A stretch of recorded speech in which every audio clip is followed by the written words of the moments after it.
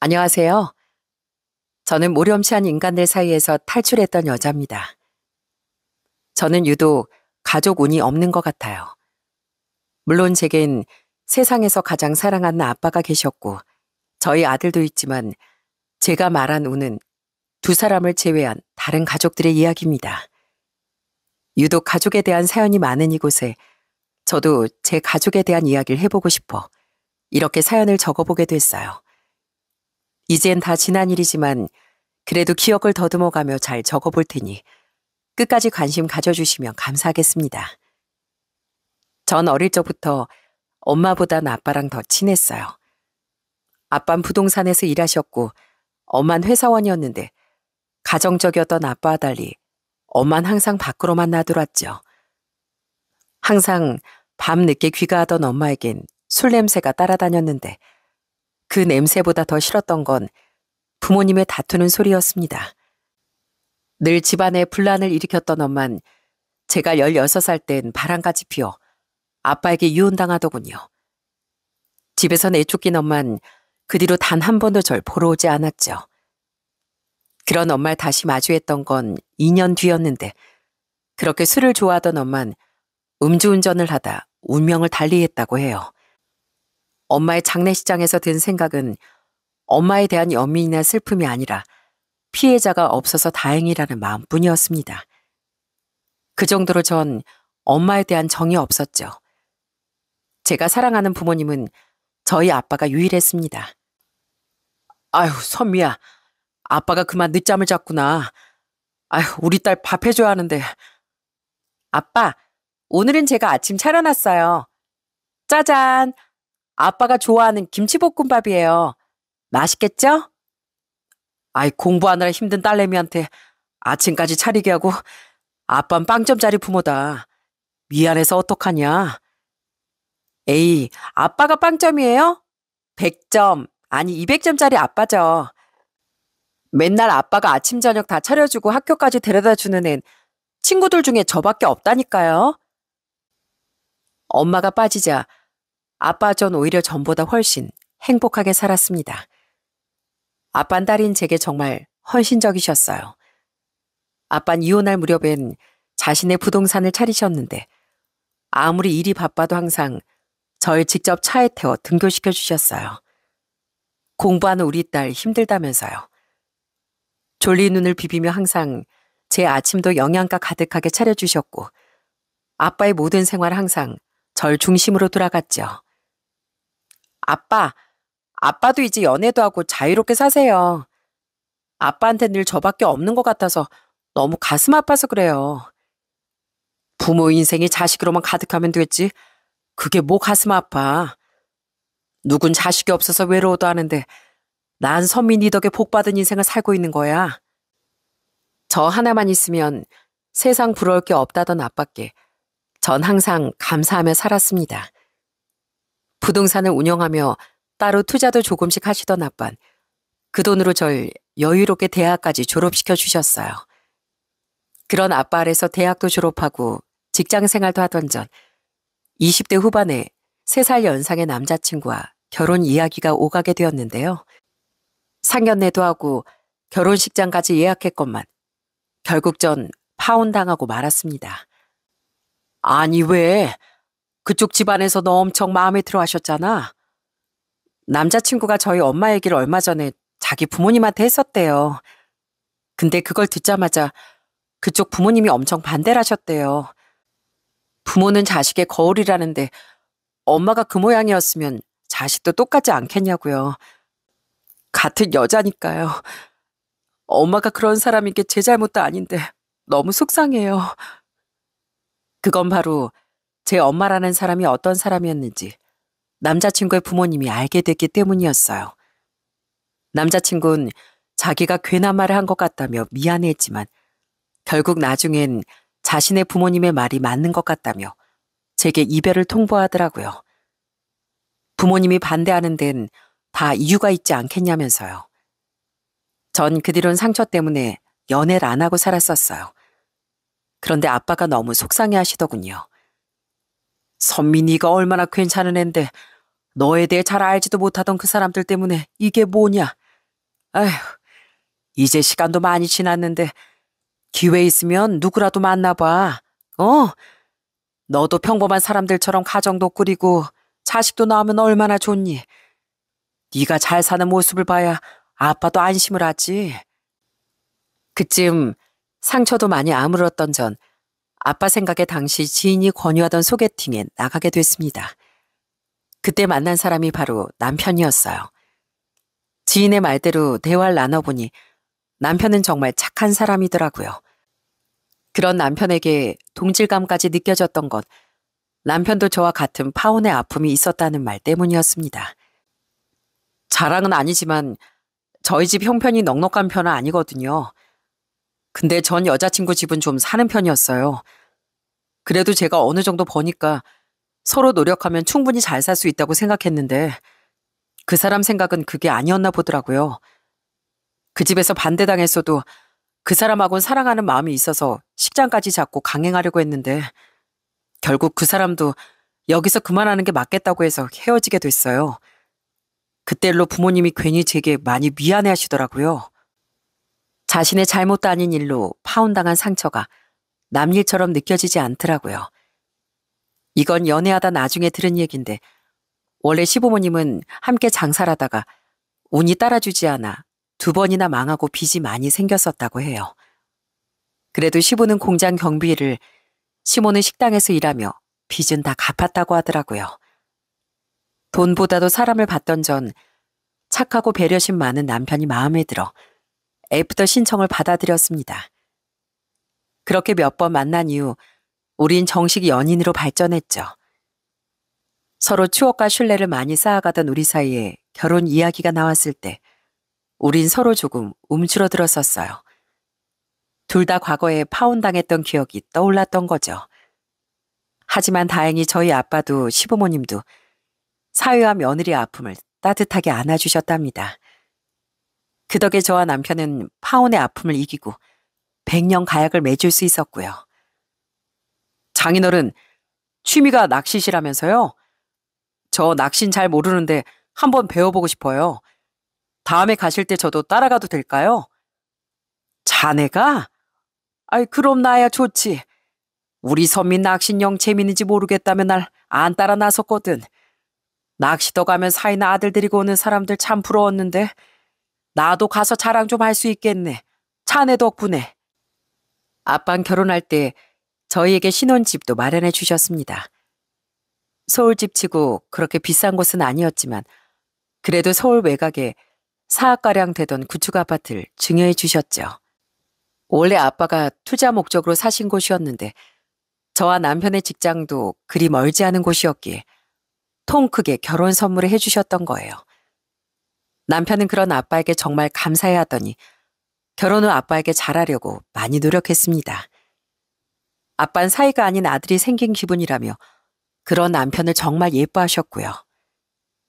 염서방, 자, 용돈이야. 밖에서 사람들 만나면 한 번씩 계산도 하고 그래. 항상 뭐 필요한 일 있으면 나한테 연락하고. 우와, 장인어른 정말 최고십니다. 감사합니다. 소중하게 쓸게요. 아빠, 저희도 돈 버는데 왜 자꾸 돈을 주세요? 당신도 그래. 아빠가 주신다고 넙죽넙죽 계속 받아? 우리가 더 드려도 모자랄 판에. 얼른 다시 돌려드려. 아빠는 사위에게 잘해주고 싶으셨는지 한 번씩 용돈도 크게 주시더군요. 그것도 한두 번이지 너무 자주 주시기에 죄송하더라고요. 그래서 말리려고 하면 남편은 이렇게 말하며 잽싸게 그 돈을 주머니에 넣곤 했어요. 아이, 어른이 주시는 돈 거절하면 그게 더 실례야. 안 그래요, 장인어른? 그럼. 그리고 남잔 항상 지갑이 두툼해하는 법이야. 염서방이 나한테 얼마나 잘하니. 그래서 예뻐서 주는 거니까 선민이가 이 아빠 마음 좀 이해해다오. 아빠가 좋다고 하시니 더 할 말은 없었지만 저는 그런 남편이 좀 철없게 느껴졌어요. 언젠가부터 남편은 아빠가 또 용돈을 주시지 않으려나 하는 기대감에 부풀어 있는 것이 눈에 보였거든요. 그래도 거기까진 괜찮았습니다. 그런데 받았으면 돌려드릴 줄도 알아야 하는 거 아닌가요? 남편은 점점 저희 아빠에게 자꾸 돈을 아끼려고 하더라고요. 처음부터 그랬던 건 아니었는데 제가 결혼한 다음에 아들을 출산한 뒤로 점점 그런 모습을 보이기 시작한 거예요. 아빠 생신 때 뭐 해드리지? 좋은 낚싯대 하나 사드릴까? 한 몇십 정도면 살 수 있던데. 몇십? 해마다 돌아오는 선물인데 너무 과하지 않아? 우리 벌이가 그렇게 많은 것도 아니고. 뭐? 당신이 여태 아빠한테 받은 용돈만 해도 얼만데 설마 그게 아깝다는 거야? 그리고 저번에 아버님 생신 땐 용돈으로 50만 원이나 드렸잖아. 어머님, 아버님은 우리한테 용돈 같은 거 주신 적도 없는데 왜 우리 아빠한테만 아껴? 받는 건 우리 아빠한테 다 받으면서. 아니, 우리 부모님은 형편이 어려우시니까 무슨 날마다 좀 도와드리면 좋잖아. 근데 장인어른은 우리보다 돈이 훨씬 많으시니까 굳이 큰돈 쓰기보단 더 정성이나 마음으로 표현해도 좋지 않을까 해서 한 말이지. 우리 아빠한테 돈을 아끼려는 그 마음부터가 치사한데 무슨 마음을 표현해. 당신 처음에만 아빠한테 좀 잘하는 척 하더니 점점 당신 가족만 챙기려고 한다?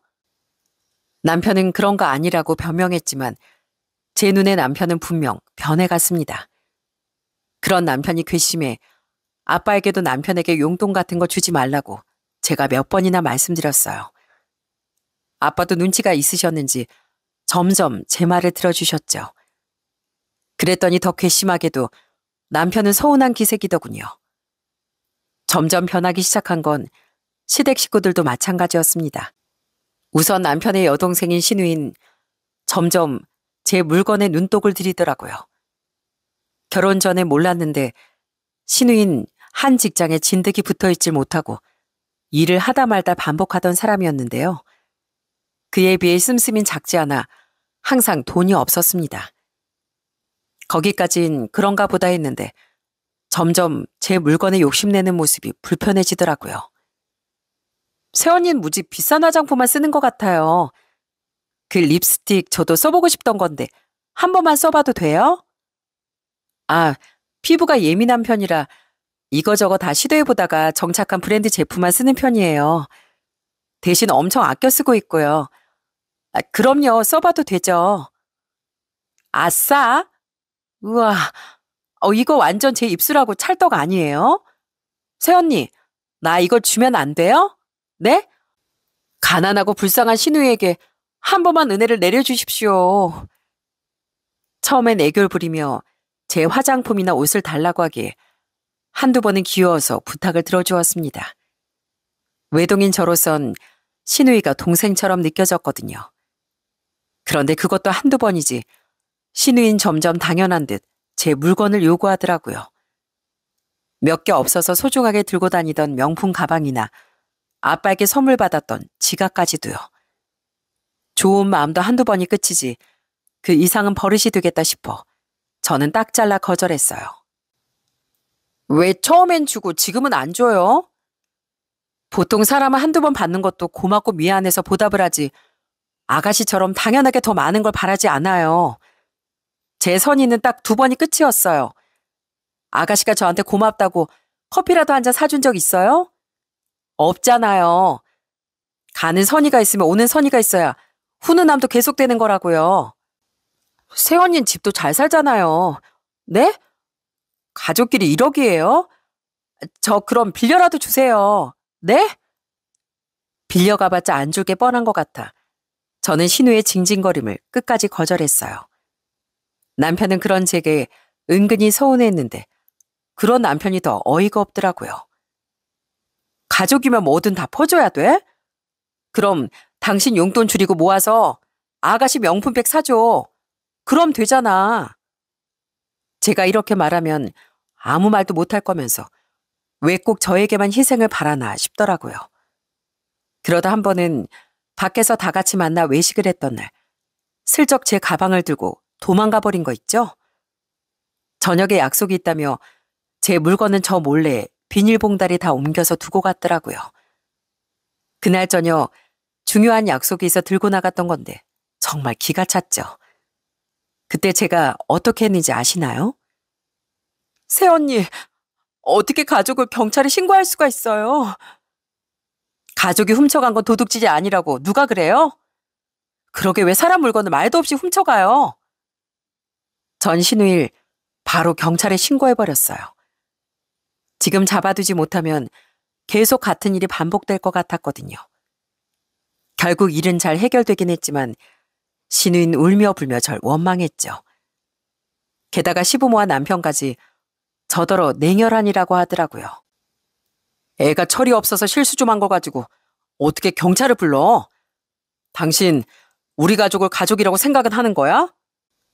그냥 애 돌아오면 말로 잘 타이르면 될 걸. 정말 너무하는구나. 애가 그렇게 가지고 싶어 하면 그냥 가끔 빌려주면서 사이좋게 지냈으면 될 거 아니냐. 가족끼리 꼭 그렇게 했어야 됐어? 정 가지고 싶었으면 자기도 모아서 살 생각을 해야죠. 자꾸 가족 하시는데 전 아가씨가 진짜 제 동생이었으면 경찰에 신고도 하고 비 오는 날 먼지 나도록 홍군형도 내줬을 거예요. 가족이면 뭐든 다 용서되는 줄 아는 그들이 도저히 이해가 되지 않았습니다. 다행히 그 뒤 신우인 더는 제 물건을 넘보지 못했어요. 하지만 저 몰래 계속 남편에게 용돈을 요구하더라고요. 시부모는 신우이보다 더했습니다. 처음에만 해도 두 분은 항상 제게 이렇게 말씀하셨어요. 우리가 인생을 더 잘 살았어 했는데 그러지 못해서 자식들에게 너무 해줄 게 없구나. 너 볼 때마다 며느리한테 용돈도 턱턱 주고 싶은데 못난 시부모라 너무 미안하다.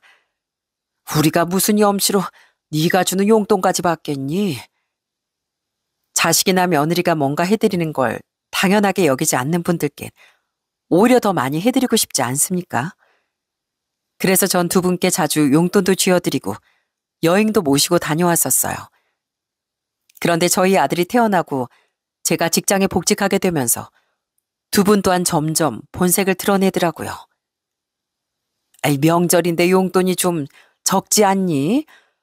다른 집 자식들은 막 100, 200씩 턱턱 준다는데 조금만 더 주면 안 되겠어? 시부모는 저와 남편이 주는 용돈에 만족하지 못하고 은근히 더 많은 돈을 요구하더군요. 저희도 예산이 있으니 적당히 거절하긴 했는데 나중에 나의 다달이 용돈을 달라고 하는 겁니다. 에휴, 요즘 내가 허리가 안 좋아져서 식당 일을 길게 하기가 힘들구나. 좀 쉬거나 일하는 시간이라도 좀 줄이고 싶은데 그럼 또 생활비가 부족하고 혹시 너희가 한 50만 원씩만 매달 좀 보태주면 안 되겠니? 그래, 애미야. 나도 요새 공장 직원들 갑질이 심해져서 너무 서러워서 일을 하기가 싫어. 너희가 조금만 보태주면 좀 쉬면서 다른 일자리 알아보면 좋을 것 같은데 둘 다 일을 그만두려면 50은 택도 없고 최소한 100만 원 정도는 어떻게 안 되겠냐? 허리가 아프다던 시모는 평소에 지인들과 등산도 자주 다니고 일주일에 3번씩 동네 에어로빅 학원도 다니던 건강한 분이었습니다. 예전에 시부가 일하시는 곳에도 볼 일이 있어 한번 들렸었는데 직원들이 엄청 깍듯하게 시부께 인사를 하시더라고요. 명절마다 선물 세트도 싸구려도 아닌 고급 세트로 받아오시는 걸 보니 사장이 직원을 차별하는 분도 아닌 것 같았고요. 그런데 일을 하기 싫다고 용돈을 100만 원씩 달라니 정말 너무하다 싶었습니다. 죄송해요. 저도 맞벌이하고 애 키우느라 그럴 만한 사정은 안 될 것 같아요. 허리 아프시면 좋은 병원 좀 알아봐 드릴까요, 어머님? 아버님 이직하실 만한 다른 경비일도 제가 한번 알아볼까요? 아니, 우린 그냥 돈으로 도와주면 되는데 그런 건 필요 없다. 근데 너희가 왜 돈이 없어? 집 대출금이 나가는 것도 아닌데. 그리고 혹시 사돈께서 도움 좀 안 주시니? 집도 좋은 데 사시고 돈도 잘 버신다며 하나밖에 없는 외동딸한테 생활비 같은 거 안 주셔? 정중하게 거절한 제 말에 돌아온 시부의 말을 듣고 정말 황당하더라고요. 대체 무슨 생각으로 그 큰돈을 우리에게 요구했나 했더니 시부모는 저희 아빠를 믿고 그랬던 거더라고요. 더 기가 막혔던 건 옆에서 자신의 부모 말을 거들던 남편이었죠.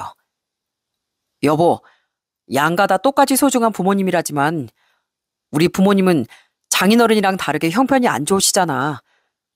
장인어른이 조금만 도와주시면 우리 부모님도 좀 편하게 지내실 수 있지 않을까?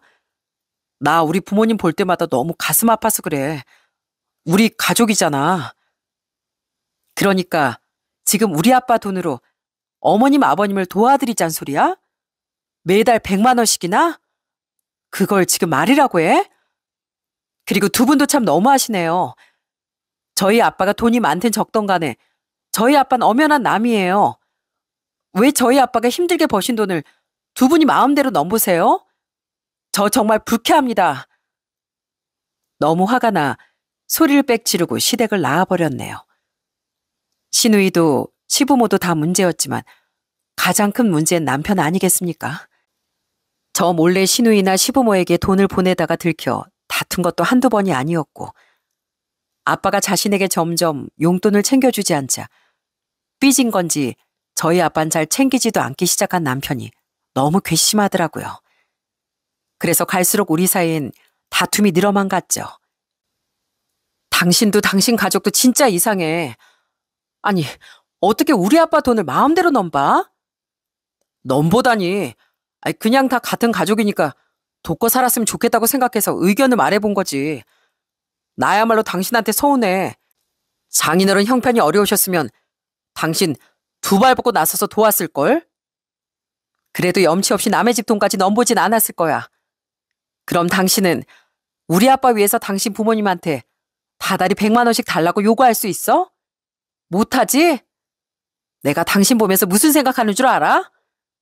갈수록 당신 진짜 가족은 나랑 우리 애가 아니라 본가 식구들 같다는 거야. 게다가 당신 우리 아빠한테도 요새 대면대면하잖아. 여태 우리 아빠를 돈으로만 봤으니까 그러는 거 아니야. 그리고 제발 당신 가족한테 돈 좀 그만 퍼줘. 아니다. 당신은 말로 해선 안 될 인간이지. 나한테 당장 경제권 내놔. 안 그럼 나 우리 결혼 진짜 진지하게 다시 생각해 볼 거야. 저는 남편이 시댁에 저 몰래 돈이라도 계속 못 주게 하기 위해 경제권을 요구했어요. 남편은 당황해하며 반발했죠. 우리한테 애도 있는데 그게 무슨 소리야. 여보, 고작 가족 좀 챙긴 일로 이혼이라니. 그놈의 가족. 그놈의 가족이란 말 정말 지긋지긋해. 그럼 우리 아빤 가족도 아니야? 왜 우리 아빠는 안 챙기려고 하면서 당신 가족만 챙기길 바래? 난 진짜 거실에 저 사진도 이제 꼴도 보기 싫어. 남편에게 바락바락 소리를 지르다 제 눈에 들어온 게 있었습니다. 저희 집 거실엔 가족 사진 액자가 2개 걸려 있었는데요. 저희 아빠와 남편과 저희 아들까지 넷이 찍은 사진 1장, 또 시댁 식구들과 저희 가족까지 6식구가 찍은 사진 1장이었어요. 시댁 식구들과는 사진을 좀 늦게 찍었는데 남편은 그 사진을 아빠 찍었던 사진보다 훨씬 크게 인화해 액자를 맞춰 아빠 찍은 사진 옆에 나란히 걸어놨더라고요. 왜 액자 크기가 저렇게 다르냐고 따지자 그냥 사람 수가 많으니 크게 인화됐다며 우물쭈물했지만 남편의 그 속내를 제가 몰랐겠습니까? 남편은 그렇게 갈수록 저희 아빠에게선 받기만 하고 자기 가족만 끔찍이 생각하던 인간으로 변했던 거예요. 제가 알아서 아빠를 챙기기도 했고 나중에 유치하게 아빠 찍은 사진도 크게 인화해 다시 걸어놓긴 했지만 부부끼리 이게 대체 뭐 하는 짓인가 아주 현타가 오더라고요. 제가 손가락으로 가리키며 꼴도 보기 싫다고 한 사진이 바로 시댁 식구들과 찍은 가족 사진이었습니다. 남편과 다투다 그 사진을 보니 정말 부하가 치밀어 오르더군요. 제가 그렇게 이혼 따위 두렵지 않다며 사납게 말하자 남편은 결국 풀이 주고 경제권을 내놓게 됐죠. 우리 가족이 언제부터 서로 이렇게 각박해졌는지 원.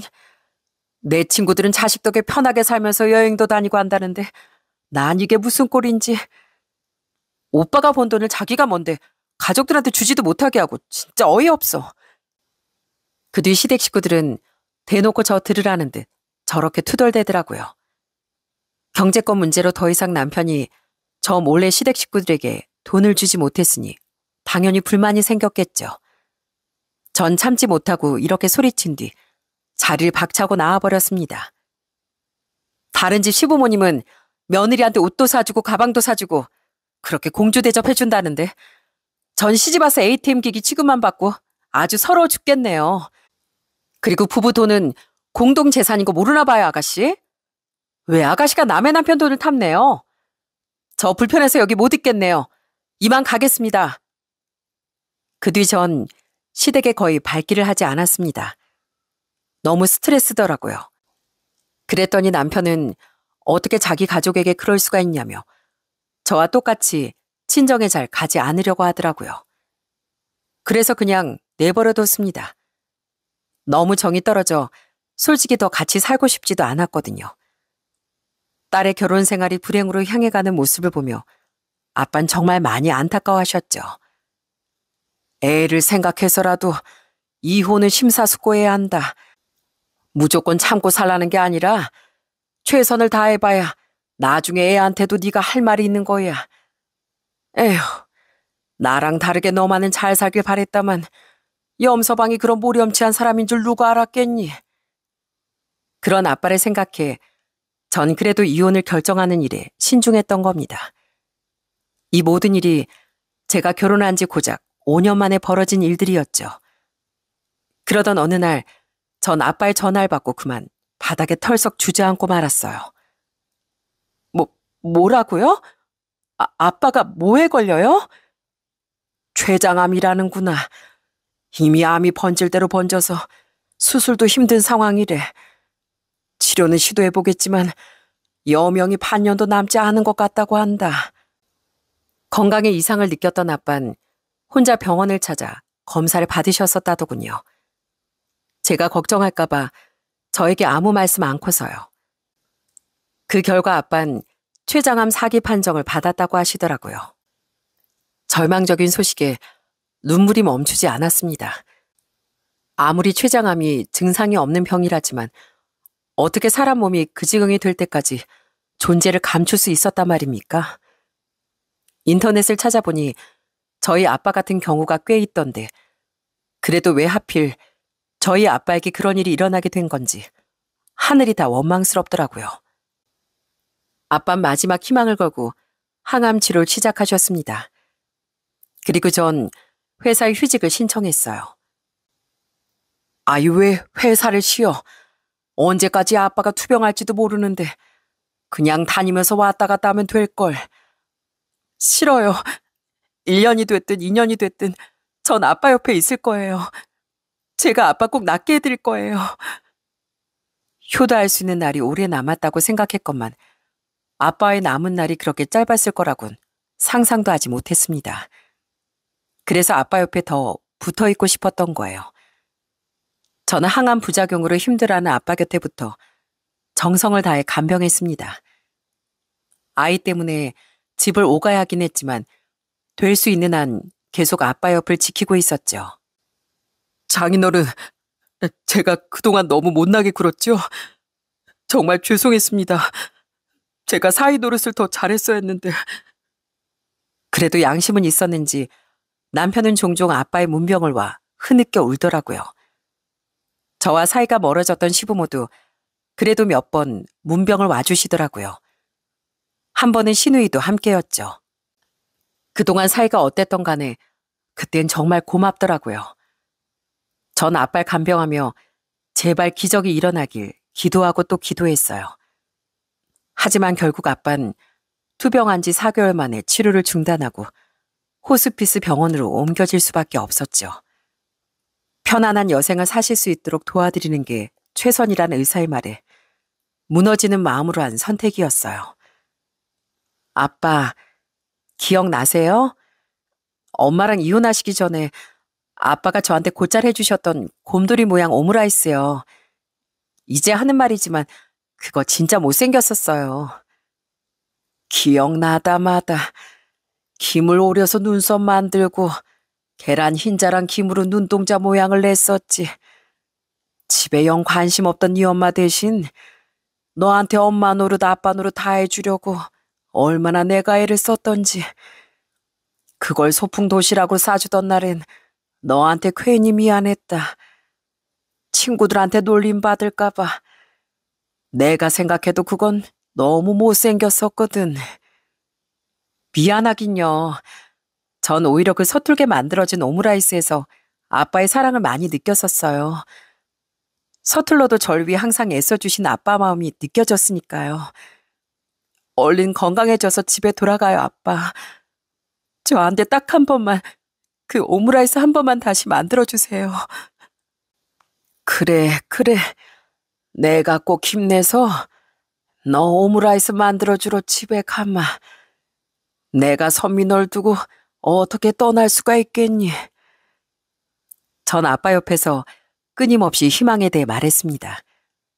아빠 또한 힘없이 웃으며 그래 내년엔 여행 가자, 내후년엔 유람선을 타러 가자 등등 현실을 받아들이지 못하던 제 말에 맞장구를 쳐주셨죠.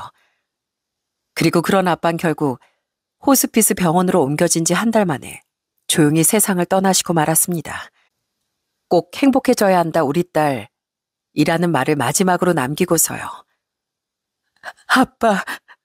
아빠 없으면 저 이제 어떻게 살아요? 저 무서워요. 장례식 때 오열하던 제 곁을 남편은 굳건히 지켜주었어요. 항상 이혼을 생각할 정도로 사이가 멀어졌던 사람인데 그땐 참 든든하더라고요. 시부모도 시누이도 장례식장에 찾아와 절 위로해 주었죠. 이후 전 아빠의 모든 유산을 상속받게 됐습니다. 아빠의 재산과 사시던 아파트를 다 합치면 15억 정도 되더라고요. 아파트가 당시 시세로 9억 정도 됐었거든요. 또한 전 아빠가 몰고 다니시던 비싼 외제차도 물려받게 되었죠. 아빠의 유품을 정리한 전 남편과 함께 아빠 차를 끌고 집으로 돌아왔어요. 차를 끌고 오는 내내 그렇게 눈물이 나더라고요. 이 아빠 무지하게 출세하지 않았냐? 살면서 한 번은 이런 고급차 한번 몰아보고 싶었는데 아빠는 이제 소원 성취했다. 평생 꿈이었다던 외제차를 사던 날 아빠가 얼마나 좋아하셨는지가 생각났거든요. 남편은 자꾸만 눈물을 흘리던 제게 손수건을 건네주며 절 위로해 주더라고요. 그런데 다음날 아침 눈을 떠보니 주말인데도 남편이 집에 없더군요. 장례 치르랴 마음 추스리랴 힘들어서였는지 그날 전 아침부터 몸살기가 좀 있었습니다. 그래서 남편에게 약을 좀 사다 달라고 부탁하려 했는데 집엔 아이 말곤 아무도 없더라고요. 그런데 문득 화장대 위를 보니 어제 제가 올려둔 아빠 차의 차키도 함께 없어졌지 뭐예요. 전 뭔가 싸한 느낌에 바로 남편에게 전화를 걸었어요. 남편은 제게 시댁에 가 있다고 말하더라고요. 시댁에 갔다고? 근데 당신 우리 아빠 차 끌고 갔어? 맞아. 실은 장인어른 차 우리 아버지 드리려고 온 거야. 뭐? 아니, 그걸 왜 아버님을 드려? 우리 아빠 차인데. 아니, 이제 장인어른도 안 계시고 당신은 원래 대중교통으로 출퇴근하잖아.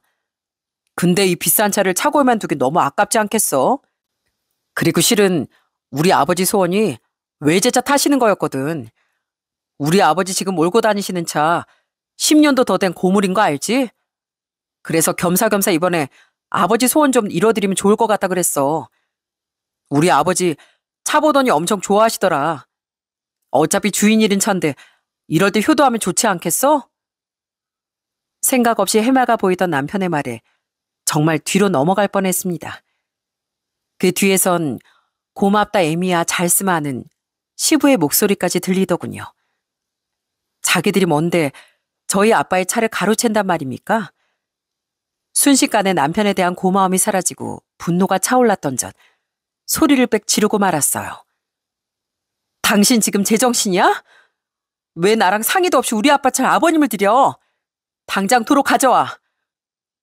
아니 여보 화났어? 아니 어차피 놀릴 바엔 우리 아버지 드리는 게 낫잖아.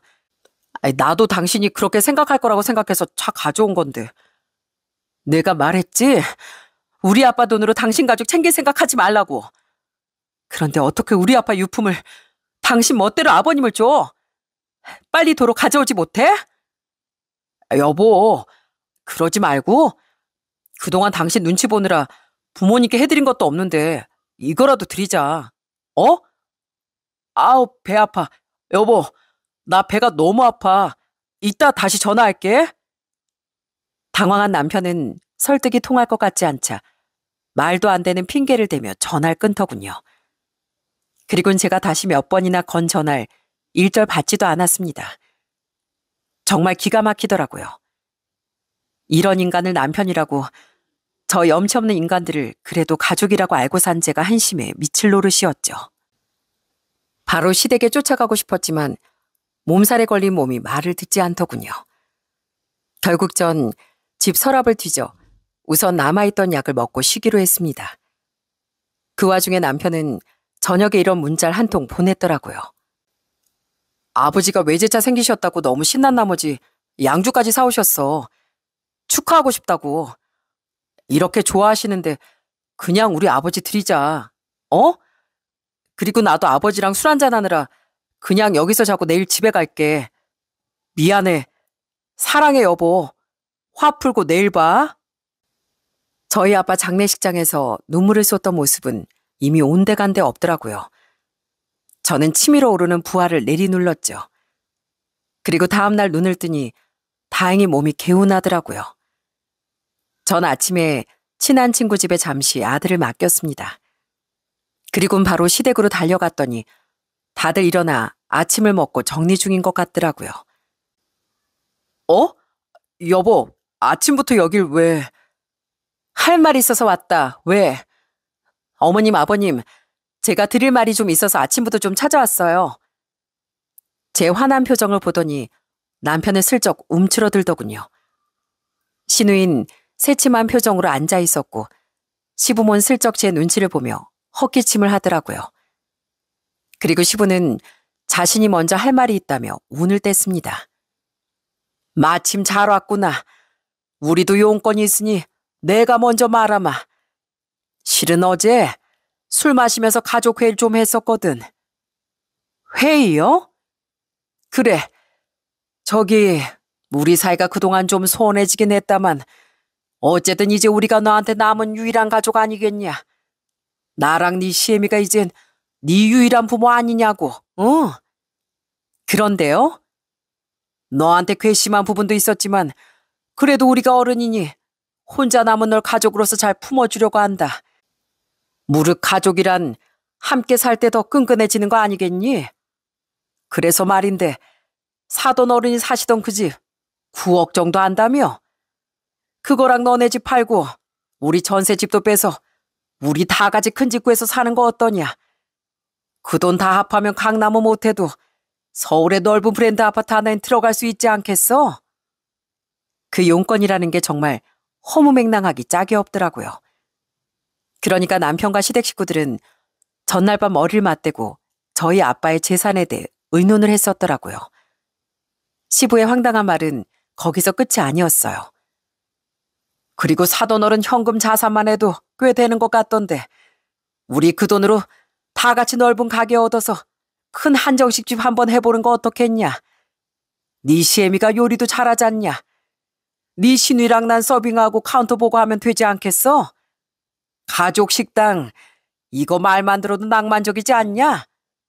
가족끼리 똘똘 뭉치고 살아야 너도 안정감 생기고 좋지. 맞아, 여보. 장인어른이 마지막에 당신 걱정을 얼마나 하셨어. 이렇게 장인어른 없이도 가족들과 잘 사는 모습 보여드리면 하늘에서 분명 행복해 하실 거야. 말이 가족 운영이지 시부모와 당시 백수던 시누이 셋이 가게를 차려 운영하고 싶다는 소리 아니겠습니까? 그 말도 안 되는 말을 옆에서 거들던 남편도 눈을 반짝이며 절 보던 시모와 시누이도 정말 역겹더군요. 그 와중에 아빠 차를 내놓을 생각도 절대 없어 보였죠. 전 헛웃음을 지으며 그 빈대 가족에게 말했어요. 우리 아빠가 내가 등골 빨아먹히고 사는 모습을 행복하게 바라보실 거라고? 야, 염동진. 너 이러려고 우리 아빠 장례식에서 그렇게 슬픈 척하고 문병 와서 갑자기 잘하는 척했니? 어? 우리 아빠 재산 가져다 쓸 생각에 효심이 절로 생기디? 어? 아니, 꼭 그랬던 게 아니라 어쨌든 가족이니까 장인어른 유산 당신하고 나랑 같이 쓰는 게 맞긴 맞잖아. 나 장인어른 투병하시는 동안 당신 대신 애도 잘 돌봤고 장인어른께 사위노릇도 했어. 장례식 때도 우리 가족도 장인어른 문병도 몇 번이나 갔었다고.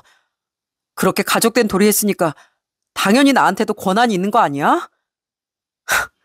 그러니까 돈 때문에 반짝 사위 도리 하려고 했다는 거 맞잖아. 꼭 그렇게 극단적으로만 말하지 말고, 어? 나도 장인어른 돌아가신 거 슬퍼. 나도 장인어른 좋아했다고.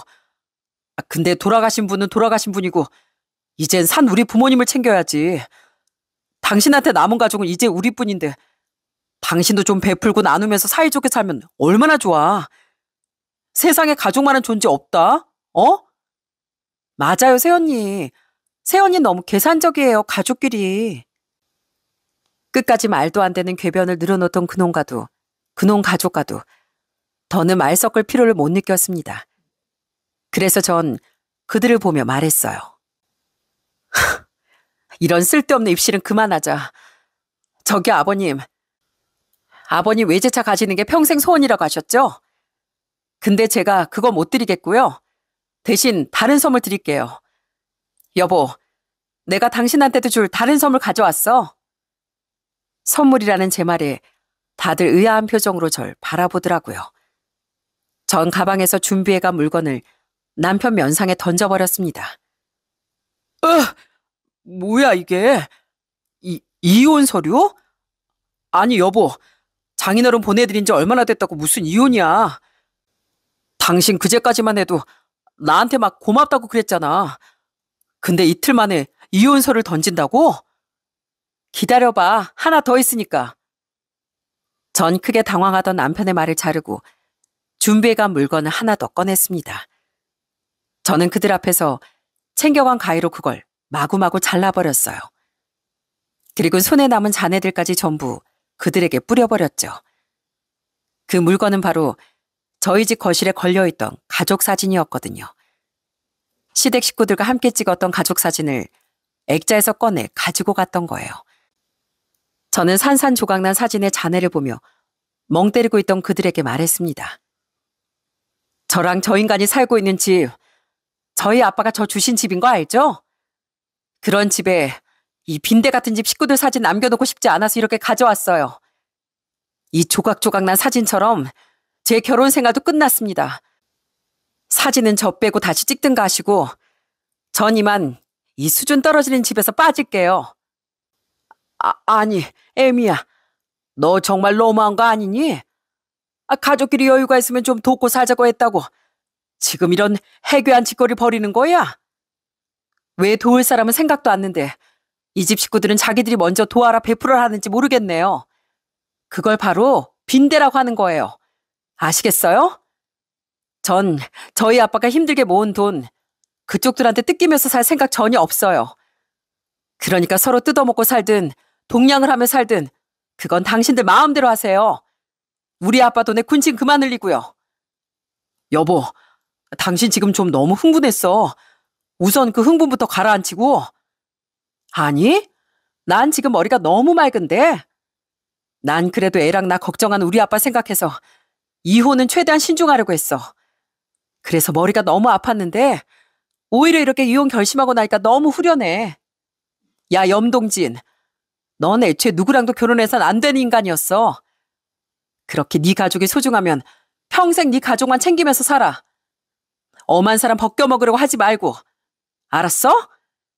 이 시간부로 우리 집에 발도 들일 생각 마. 짐은 다 여기로 보내줄 테니까. 여보.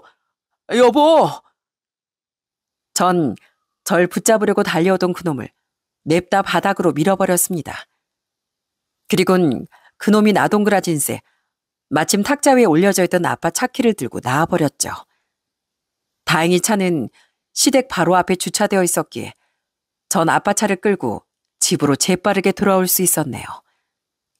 눈앞에서 큰돈이 사라지게 생겼으니 그들이 그대로 포기했겠습니까? 남편은 바로 제 뒤를 쫓아 비밀번호가 바뀐 문을 열지도 못하고 문을 쾅쾅 두드리더군요. 여보, 갑자기 이러면 어떡하라고? 어? 나한테도 변명할 기회는 줘야지. 난 그럴 기회를 당신한테 그동안 수도 없이 줬어. 더는 당신한테 실망할 시간도 아까우니까 가. 이 집도 바로 부동산에 내놔버릴 거니까. 겨우 밖이 잠잠해지자 전 그놈이 포기하고 돌아간 줄 알았어요. 전 아이를 데리러 가기 위해 다시 집 밖으로 나왔는데요. 기가 막히게도 남편이 현관 밖에 드러누워 있지 않겠어요? 드디어 나왔네, 당신. 여보, 난 이렇게 이혼 못해. 정 날 버리려거든 나 밟고 지나가. 당신이 나 용서해준다고 할 때까지 난 여기서 꿈쩍도 안 할 거. 아! 전 그놈이 말을 마치기도 전에 신발을 신은 채 그놈의 배를 꾹 밟고 지나쳤네요. 그렇게 애를 데리고 다시 집으로 돌아왔더니 이번엔 남편뿐 아니라 시부모까지 찾아와 있더라고요. 예, 애미야. 그래, 우리가 미안하다. 우리가 너무 우리 생각만 했어. 너도 아직 마음 추스려고 하려면 시간이 필요했을 텐데 우리가 마음이 앞서서 널 너무 몰아붙였다. 이사 얘기는 없던 걸로 하자. 어? 그리고 가게 차리는 일도 네 마음 다 추스르면 그때 차차 다시 얘기해보는 걸로 하고 우선 마음 좀 풀거라. 솔직히 우리 애가 효자인 게 그렇게 잘못한 일만은 아니잖아. 맞아, 여보. 그냥 내가 힘들게 사는 우리 가족이 너무 마음에 걸려서 그랬던 거지. 막 장인어른 재산을 탐냈던 게 아니야. 뭔가 오해가 있었던 것 같아. 이 사람들이 아직도 정신을 못 차렸네. 빙빙 돌려 말해도 결국 내 것이 아닌 남의 것을 멋대로 탐내는 건 잘못인 겁니다. 난 그렇게 끈끈한 당신네들 가족 사이 더 느껴서 고생할 마음 없으니까 당장 돌아가세요. 당신도 빨리 안 가? 나 진짜 경찰 부른다. 단체로 이렇게 몰려서 이러는 거 나한테 위협을 가하는 행동으로도 볼 수 있어. 그렇게 한참을 대치하며 서 있다. 결국 제가 정말 경찰을 부르려고 하자 그들은 황급히 줄행랑을 쳐버리더군요. 제가 한다면 한다는 걸 이미 전에 봐서 알고 있었으니까요. 이후 전 남편의 짐을 전부 시댁으로 보내버렸고 버티던 남편에게 이혼 소송을 걸었어요. 그 결과 남편은 결국 이혼을 당할 수밖에 없었죠. 그 와중에 애는 자기가 데려가겠다고 난리를 쳤는데 받을 수 있는 양육비가 생각보다 적은 것 같자 바로 애를 포기해버리더라고요. 정말 끝까지 찌질한 인간이었네요. 전 그놈과 살던 집을 팔고 아빠 집으로 들어왔습니다. 구석구석 아빠와의 추억이 가득한 그 집에서라면 항상 아빠와 함께라는 마음이 들 것 같았거든요. 꼭 행복해지라는 아빠의 유언을 지키려 이혼을 결심했던 제게 거실에 놓인 사진 속 아빤 잘했다 우리 딸 하며 칭찬을 해주시는 것 같더라고요. 한편 시간이 꽤 흘렀는데도 전 남편은 아직도 찌질하게 제게 매달리려고 하더군요. 면접 교섭권 때문에 아이를 한 번씩 보여주고 있는데 자꾸만 제게 미련을 보이려고 하더라고요. 들어보니 전 시부모는 둘 다 힘들다며 기어코 일을 그만뒀다는데 전 남편은 혼자 가족들 모두를 부양하며 살고 있는 것 같았어요. 시누이도 벌써 백수가 된 지 1년째라고 하니까요. 그런 그놈을 저는 딱 한마디로 정리해버렸죠. 주제 파악 좀 해. 애 아빠 아니었으면 난 당신 상종도 안 했어.